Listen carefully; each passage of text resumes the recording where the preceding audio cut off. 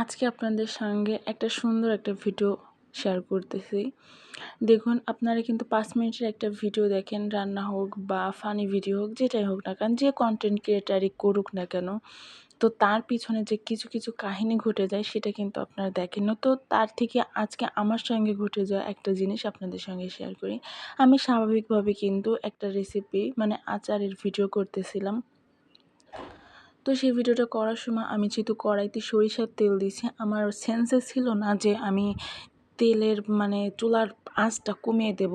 আমি সেই তেল অতিরিক্ত গরম হয়ে যাওয়ার কারণে আমি তেলের ভিতরে মশলা দিই, আর তারপরে আমার সঙ্গে এই ঘটনাটা ঘটে যায়।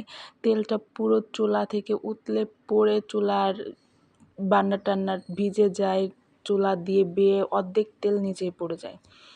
ঠিক প্রতিটা কন্টেন্ট ক্রিয়েটারই এরকম একটা ভিডিও তৈরি করতে গেলে অনেক রকমের মানে বিপদের সম্মুখীন হয়ে তারপর একটা ভিডিও মেক করে 3 মিনিট 5 মিনিট একটা ভিডিও আপনাদের সঙ্গে সামনে প্রেজেন্ট করে।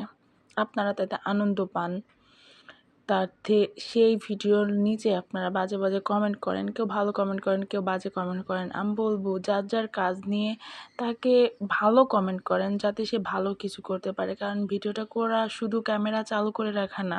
ভিডিওটা করতে গেলে আমাদের কিন্তু অনেক রকমের জিনিস সাফার করে তারপরে ভিডিওটা মেক করতে হয়।